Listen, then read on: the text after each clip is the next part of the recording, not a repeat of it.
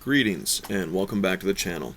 Thank you for joining me on what will be the first of a new segment where I'm going to be looking at a forecast for the week ahead, as well as recapping the recent events of fishing in my world here in Duluth, Minnesota.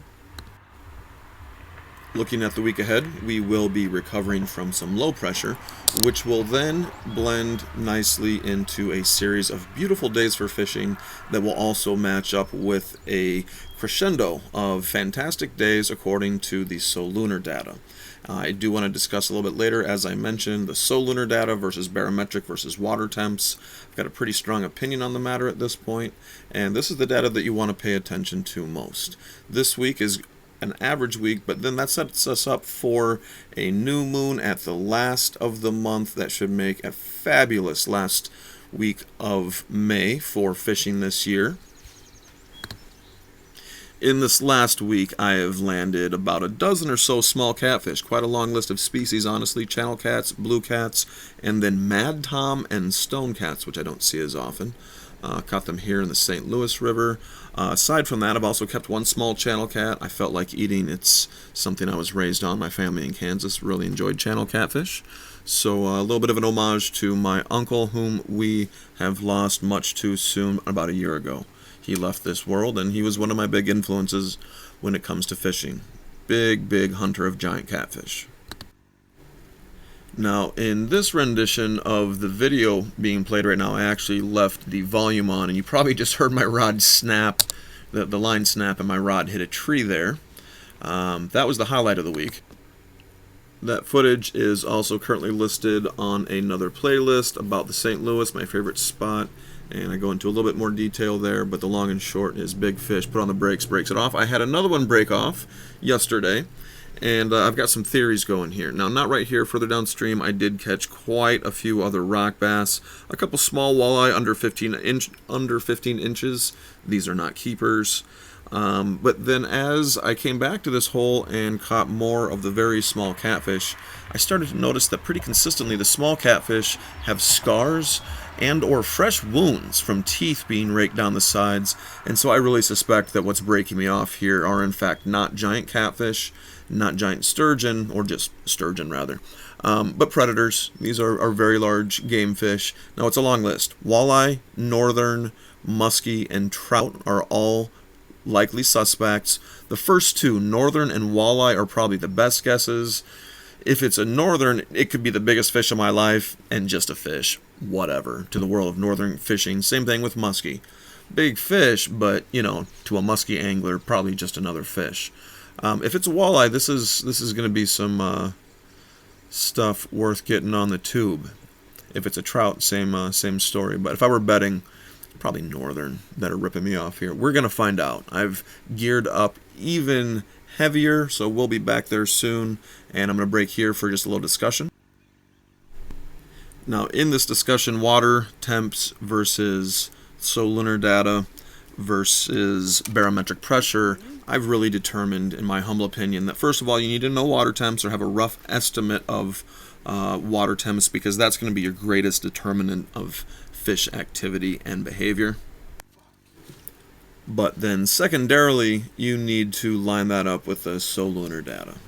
So step one is getting a rough estimate of water temps so you can determine at least some idea of what you expect the fish activity to be, if that's going to be pre-spawn, spawn, post-spawn, etc.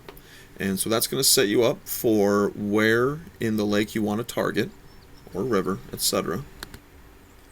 And then secondarily, I use the solunar data to focus my fishing time on the best times of day, which I've definitely discovered a pattern of when I'm getting bites line up very distinctly with majors and minors. It's been almost black and white in my recent experience.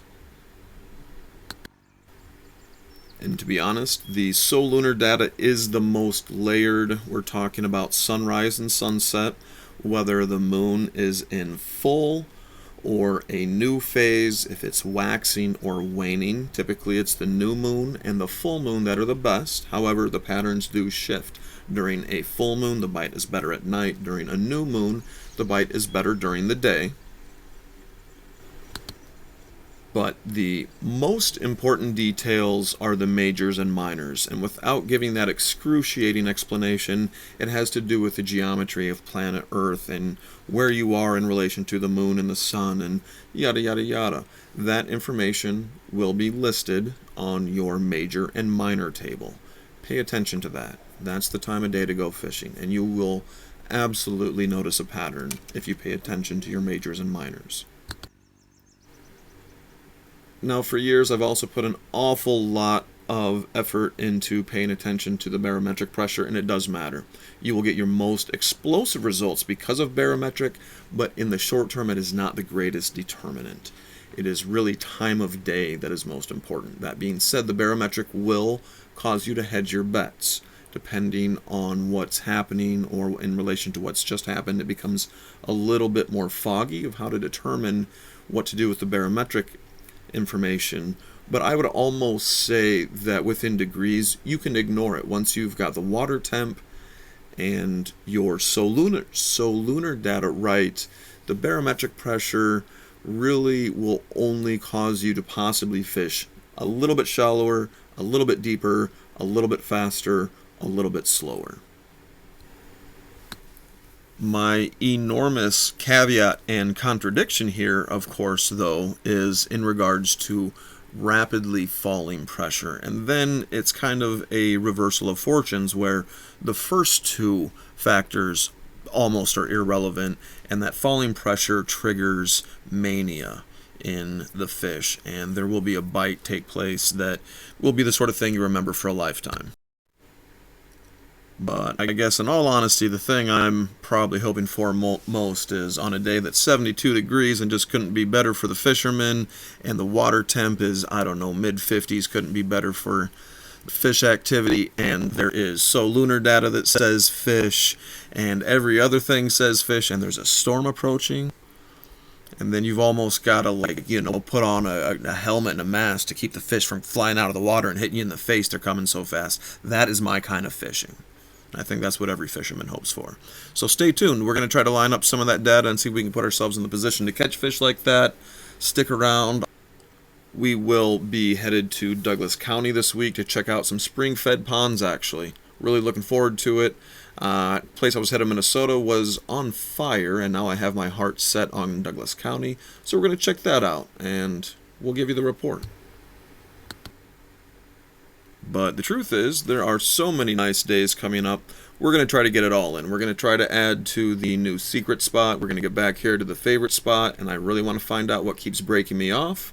And there's a lot of squaretails to catch. Got a lot of new territory to cover, a lot to go back to. Not to mention, I'm also going to post by this Friday or sooner our results from our trip to Kansas, where we catch some wild native spotted bass in a spring-fed creek where I'm from, in the Flint Hills of Kansas. A beautiful trip, a lot of fun. Unfortunately, we also ran into cottonmouths, and that made me kind of nuts. So anyhow, like, subscribe if you haven't already.